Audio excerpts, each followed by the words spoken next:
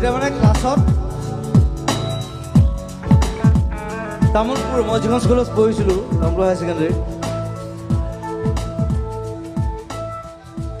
চ' ক্লাছত অকল দুজনী ছোৱালী আছিলে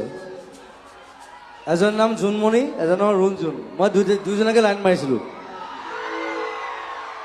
সেইকাৰণে লিখিছিলোঁ জোনমণি ৰুণজোন তেতিয়া চকু জোন নিভা যাবে গন থোপা থোপে খৰা খুন That's a crazy love actually তাৰিখ কৰেছে মনে জানো বাট খিৰি Okay, 1, 2, 3, 4